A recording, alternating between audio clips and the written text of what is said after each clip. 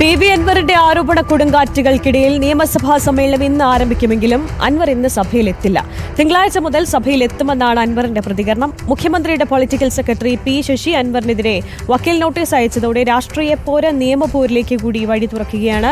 വ്യക്തിപരമായ ആരോപണങ്ങൾ പിൻവലിച്ച് മാപ്പ് പറയണമെന്നാണ് വക്കീൽ നോട്ടീസിൽ P. ശശി ആവശ്യപ്പെടുന്നത്. അതേസമയം മറ്റന്നാൾ മഞ്ചേരിയിൽ സംഘടിപ്പിക്കുന്ന ജില്ലാതല രാഷ്ട്രീയ വിശദീകരണ സമ്മേളനവും രാഷ്ട്രീയ പാർട്ടി പ്രഖ്യാപനവും വിപുലമാക്കാനുള്ള നീക്കത്തിലാണ് PV അൻവർ ഉള്ളത്.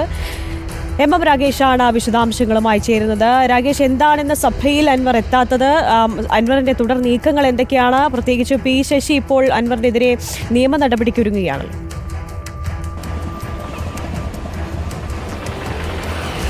ആര്യ തുളസി, PV അൻവർ MLA ഇനി എന്തായിരിക്കും P. ശശി ഇപ്പോൾ സ്വീകരിച്ചിട്ടുള്ള നിയമപരമായ നടപടികൾക്ക് ഏത് തരത്തിലായിരിക്കും മറുപടി നൽകുക എന്നാണ് നമ്മൾ ഉറ്റുനോക്കുന്നത്.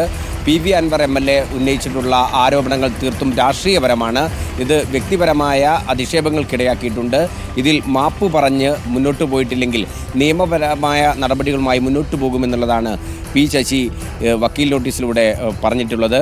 നമുക്കറിയാം, PV അൻവർ MLA വളരെ ഗുരുതരമായ ആരോപണങ്ങളാണ് P. ശശിക്കെതിരെ ഉന്നയിച്ചിരുന്നത്.